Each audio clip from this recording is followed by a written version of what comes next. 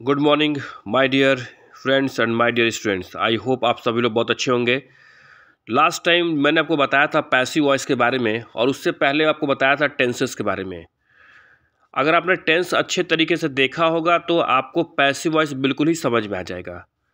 Passive voice को मैंने दो पार्ट बनाया था। फर्स्ट पार्ट में मैंने डिफाइन किया था कि simple present tense, present continuous tense, उसके बाद प्रेजेंट परफेक्ट टेंस और सिंपल पास्ट टेंस। इस सेकेंड पार्ट में मैं आपको बता रहा हूँ पास्ट कॉन्टिन्यूअस टेंस के बारे में। देखिए, पैसिव वॉइस को समझने के लिए मैंने आपको बताया था कि हेल्पिंग वर्ब का जानना ज़रूरी है। जैसे अगर आपको ये पता हो कि पास्ट कॉन्टिन्यूअस टेंस में वॉज बीइंग लगा के थर्ड फॉर्म या फिर वर बीइंग लगा के थर्ड फॉर्म, अगर आप इतना याद कर लेते हैं कि सिंगुलर नाउन के साथ वॉज बीइंग वर्ब का थर्ड फॉर्म और प्लूरल नाउन के साथ वर बीइंग और वर्ब का थर्ड फॉर्म, अगर दो चीज़ें याद हो गई तो ये जान लीजिए कि पास्ट कॉन्टिन्यूअस टेंस का जो पैसिव वॉइस है यही हेल्पिंग वर्ब है। लेकिन उससे पहले हमको टेंस का भी हेल्पिंग वर्ब पता होना चाहिए। एक एग्जाम्पल लिखा हुआ है, जैसे कि पास्ट कॉन्टिन्यूअस टेंस के में मैंने आपको बताया था कि लास्ट में रहा था, रही थी, रहे थे का सेंस आता है। जैसे I was writing a letter, मैं पत्र लिख रहा था। तो इसका पैसिव वॉइस बनाएंगे जब आप, तो मैंने आपको बताया था कि जो हमारा सब्जेक्ट होता है वो ऑब्जेक्ट का काम करता है और जो हमारा ऑब्जेक्ट होगा पैसिव वॉइस में वो आपका सब्जेक्ट का काम करता है। तो आप देख सकते हैं कि ए लेटर लिखा हुआ है लास्ट में, यहाँ पर I was writing a letter. तो ए लेटर क्या है, यहाँ पे ऑब्जेक्ट है। जब पैसिव वॉइस बनाएंगे तो ये हो जाएगा ऑल लेटर, सब्जेक्ट हमारा बन जाएगा। ए लेटर क्या है, सिंगुलर है, तो इसलिए वॉज लग जाएगा यहाँ पे। तो मुझे मालूम है कि जब हमारा ए लेटर पैसिव वॉइस में अब सब्जेक्ट का काम करता है तो हम वर्ब क्या लगाएंगे, तो वर्ब हमारा होगा इसमें हेल्पिंग वर्ब वॉज बीइंग और मेन वर्ब का थर्ड फॉर्म राइट का रिटर्न हो जाएगा और बाई मी कर देंगे, क्योंकि आई का ऑब्जेक्टिव केस मी होता है। तो हमारा पहला हो गया और letter was being written by me. Second है she was ironing her clothes, यानी वो अपना कपड़ा प्रेस कर रही थी। तो हर क्लॉथ्स अब सब्जेक्ट हो जाएगा पैसिव वॉइस में। तो क्लॉथ्स क्या है, प्लूरल है, इसलिए वर बीइंग लग गया है और वर्ब का थर्ड फॉर्म आयरन्ड हो जाएगा, बाई हर हो जाएगा लास्ट में आपका। हर clothes were being ironed by her. जो फर्स्ट पार्ट देखा होगा उसमें मैंने बेसिक सारी चीज़ें बता दी हैं, तो इस वीडियो को देखने से पहले फर्स्ट पार्ट का देखना ज़रूरी है। अगला एग्जाम्पल देखिए, दे वर प्लेइंग अ गेम, वे लोग गेम खेल रहे थे। तो दे के साथ वर लगा है क्योंकि दे क्या है, प्लूरल है, ये आपका प्लूरल हो जाएगा। दे के साथ वर आपका हेल्पिंग वर्ब प्लूरल है। लेकिन ऑब्जेक्ट देखिए लिखा है ए गेम, तो ए गेम को अब हम बनाएंगे सब्जेक्ट पैसिव वॉइस में। तो ये हो जाएगा गेम क्या सिंगुलर है, a game was being played by them, they का देम बन जाएगा। They were not laughing at the beggar, तो अब हम क्या करेंगे, द बेगर को सब्जेक्ट बना देंगे और ये हो जाएगा the beggar was not being laughed eight by them. Clear. चलिए अब आगे बढ़ते हैं। नेक्स्ट एग्जाम्पल में दिया है was she knocking at the door. देखिए इस बार जो हमारा हेल्पिंग वर्ब से सेंटेंस स्टार्ट हुआ है, तो पैसिव वॉइस में भी हेल्पिंग वर्ब से ही स्टार्ट करेंगे, बाकी हमारा सब कुछ सेम होगा। तो हेल्पिंग वर्ब वॉज स्टार्ट करेंगे, तो was the door being knocked at by her. Clear. Next देखिए, was not Ravi teasing the baby, was helping verb से स्टार्ट हुआ हमारा सेंटेंस, तो पैसिव वॉइस में भी हेल्पिंग वर्ब से ही स्टार्ट करेंगे, बाकी सब कुछ सेम होगा। जो हमारा देखिए रवि क्या है, सब्जेक्ट था इधर एक्टिव वॉइस में, तो पैसिव वॉइस बनाएंगे तो रवि आपका लास्ट में हो जाएगा। द बेबी इसमें क्या दिया है, एक्टिव वॉइस में देखिए was not Ravi teasing the baby, the baby last में है यानी ऑब्जेक्ट है। अब ये ऑब्जेक्ट हमारा सब्जेक्ट का काम करेगा, लेकिन हेल्पिंग वर्ब से ही हम स्टार्ट करेंगे, तो ये हो जाएगा was the baby not being teased by Ravi. Clear. I hope आपको ये सारी बातें समझ में आ रही होंगी। फर्स्ट वीडियो आप ज़रूर देखिएगा क्योंकि इसमें बेसिक बहुत अच्छा बताया गया है। आगे देखिए, व्हाट वॉज हरी डूइंग, अब इसमें क्वेश्चन वर्ड पहले है, फिर हेल्पिंग वर्ब तब जाके सब्जेक्ट है। उसी तरीके से हम भी इसमें काम करेंगे, लिखेंगे what was being done by Hari. Next देखिए, why were you wasting your time. तो देखिए वाई क्वेश्चन वर्ड है, तो हमारा वाई भी इसमें देखिए पैसिव वॉइस में वाई हम सबसे पहले लिखे हैं। एक्टिव वॉइस में देखिए वर क्यों आया, क्योंकि यू के साथ वर होता है और योर टाइम सिंगुलर है, इसलिए हम पैसिव वॉइस में वॉज लिखे हैं। तो why was your time being wasted by you. जिस तरीके से एक्टिव वॉइस में दिया हुआ है फॉर्मेट, उसी फॉर्मेट पे हम चलेंगे आपका पैसिव वॉइस में। लेकिन ये ध्यान देना है कि जो हमारा सब्जेक्ट होगा वो ऑब्जेक्ट बन जाएगा पैसिव वॉइस में, और जो हमारा लास्ट में ये एक्टिव वॉइस में जो आपका ऑब्जेक्ट दिया है ये पैसिव वॉइस में सब्जेक्ट बन जाएगा, ये पहले आ जाएगा। क्लियर? सो आई होप आपको ये सारी चीज़ें समझ में आ गई हैं। नेक्स्ट अब हम पढ़ेंगे पास्ट परफेक्ट टेंस। आइए देखते हैं पास्ट परफेक्ट टेंस। देखिए पास्ट परफेक्ट टेंस में क्या होता है, इसमें एक सेंस आता है कि चुका था, लिया था, दिया था, यानी इसमें था का सेंस आएगा जो बहुत समय पहले कोई काम खत्म हो चुका है। लिखा है he had never visited Mumbai before, यानी इससे पहले वो कभी मुंबई नहीं गया था, ये पास्ट की बात है। तो देखिए जो मुंबई है लास्ट में दिया है तो ये आपका एज ए सब्जेक्ट काम करेगा। इसमें हम क्या करते हैं कि जो पैसिव वॉइस है इसमें जब हम देखेंगे तो हैड बीन वर्ब का थर्ड फॉर्म लगता है पैसिव वॉइस में पास्ट परफेक्ट टेंस में। और ये भी देखना है कि हमें जो एक्टिव वॉइस है उसमें हैड प्लस वर्ब का थर्ड फॉर्म लगता है। तो अब आपको ये समझना है चाहे आपका सब्जेक्ट सिंगुलर हो चाहे सब्जेक्ट आपका प्लूरल हो, सभी के साथ हैड प्लस V3 लगता है एक्टिव वॉइस में। और जब हम पैसिव वॉइस की बात करेंगे तो उसमें लगता है हैड बीन प्लस वर्ब का थर्ड फॉर्म। बाकी सारा फॉर्मेट हमारा सेम होता है। क्लियर? तो अब एग्जांपल देखिए दिया है he had never visited Mumbai before, तो मुंबई हमारा क्या होगा, अब हमारा सब्जेक्ट बन जाएगा पैसिव वॉइस में। तो Mumbai had never been visited by him before. Had के साथ देखिए बीन और वर्ब का थर्ड फॉर्म लगा हुआ है। नेक्स्ट देखिए Hari had already solved all the sums. अब देखिए ध्यान दीजिए इस बार ऑल द सम्स हमारा सब्जेक्ट हो जाएगा ये पास्ट परफेक्ट टेंस में। तो all the sums had already been solved by Hari हो जाएगा। क्लियर? नेक्स्ट देखिए she had never seen this book before, उस यानी इससे पहले इस बुक को उसने नहीं देखा था। नेवर सीन यानी कभी कभी नहीं देखा था। तो इस बार देखिए जो हमारा एक्टिव वॉइस दिस बुक है वो पैसिव वॉइस में एज ए सब्जेक्ट काम कर रहा है। This book had never been seen by her before. Clear? I hope कि आपको समझ में आ रहा है। आप बेसिक ज़रूर देखिएगा, मैंने आपको बोला है कि जो मेरा फर्स्ट पार्ट है पैसिव वॉइस का बेसिक आप लोग क्लियर करिएगा और स्टार्टिंग से देखेंगे तो ज़्यादा समझ में आएगा आपको। चलिए अब आगे बढ़ते हैं। यहाँ पे दिया हुआ है Suresh had already killed a wolf. तो ए वुल्फ क्या होगा, पैसिव वॉइस में सब्जेक्ट बन जाएगा। A wolf had already been killed by Suresh. Next देखिए why had he sold his horse before my arrival. तो बिफोर माई अराइवल आप छोड़ दीजिए, यहाँ पे जो हमारा सब्जेक्ट बनेगा पैसिव वॉइस में हिज हॉर्स हो जाएगा। हिज हॉर्स सब्जेक्ट हो जाएगा। लेकिन मैंने आपको बताया है कि जो फॉर्मेट आपका एक्टिव वॉइस में जो सेंटेंस का स्ट्रक्चर होगा वही सेम स्ट्रक्चर आपका पैसिव वॉइस में भी होता है। एक्टिव वॉइस में दिया है कि वाई हैड, तो हमने सबसे पहले लिख दिया पैसिव वॉइस में why had, help question word और हेल्पिंग वर्ब। अब हमारा जो सब्जेक्ट है एक्टिव वॉइस में ही था, तो ही हमारा लास्ट में बन जाएगा, आपका ऑब्जेक्ट बन जाएगा पैसिव वॉइस में। और एक्टिव वॉइस में दिया हिज हॉर्स, तो ये सब्जेक्ट बन जाएगा। तो वाई हैड पैसिव वॉइस इसका बना लीजिए why had his horse been sold by him before my arrival.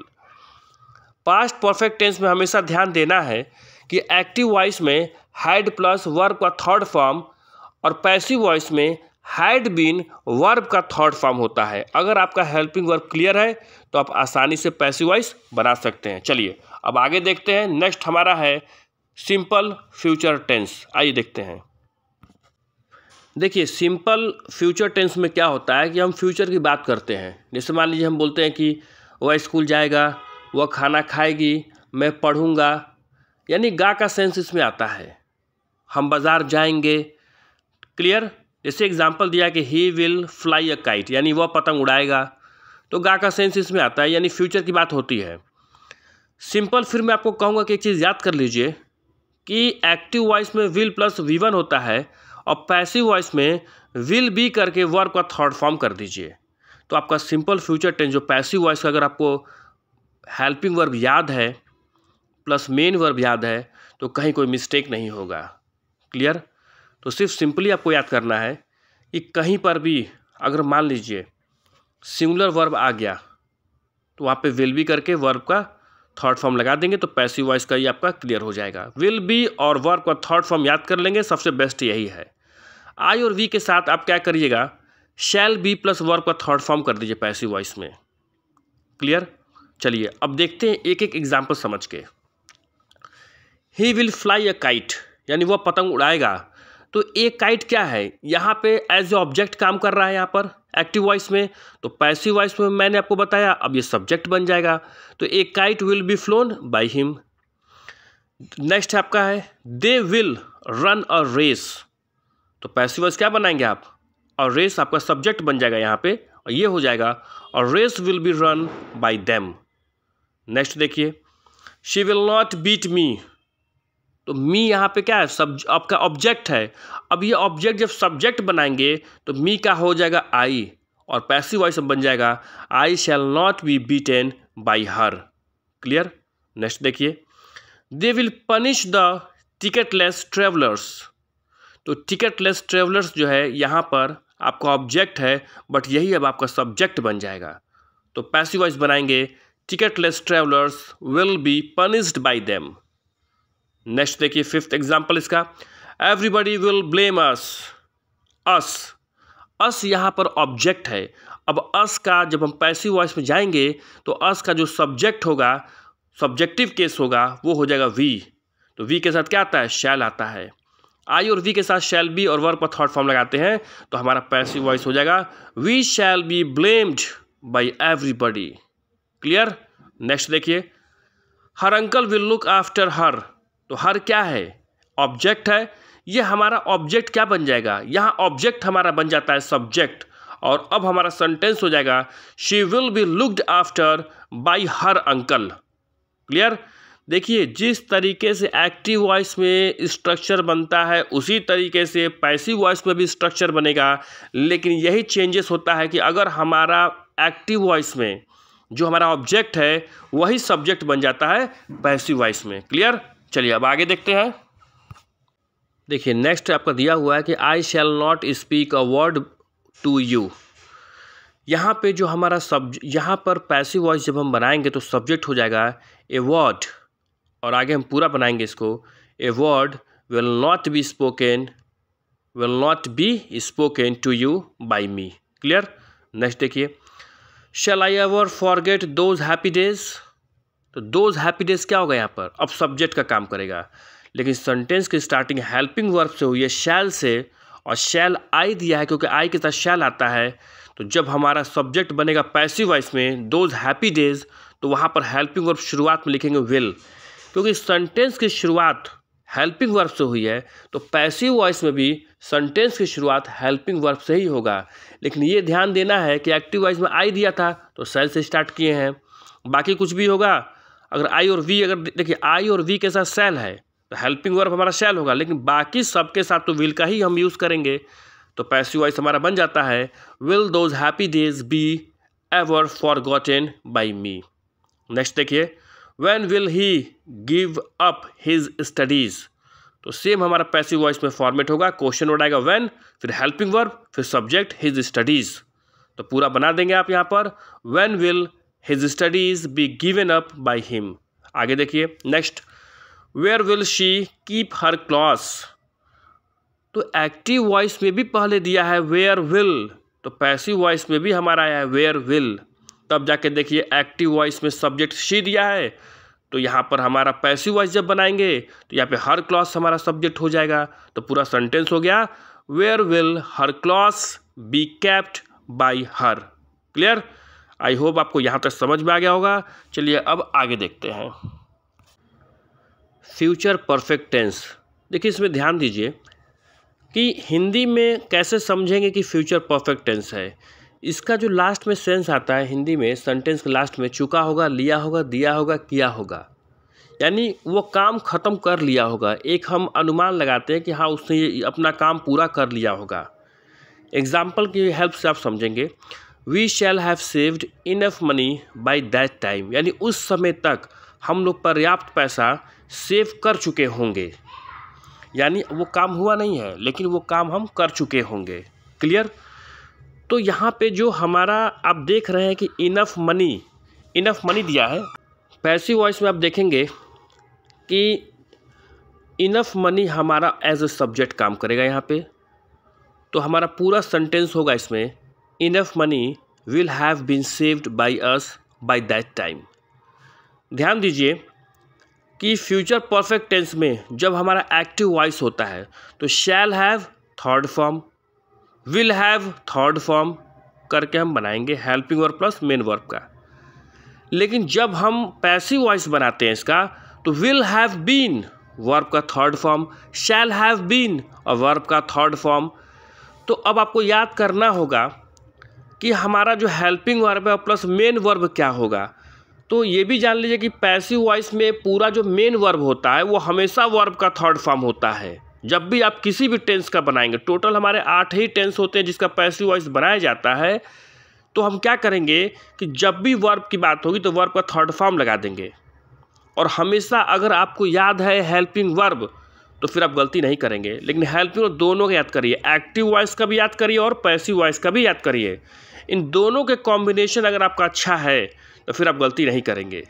Example देखते हैं। सबसे पहले आपको दिया था कि we shall have saved enough money by that time, तो आपने बनाया था कि enough money will have been saved by us by that time. Next देखिए, he will have posted the letter. अब यहाँ पर द लेटर जो है यहाँ पे एक्टिव वॉइस में क्या है, ऑब्जेक्ट है। तो इसका अब ये पैसिव वॉइस में the letter as a subject काम करेगा।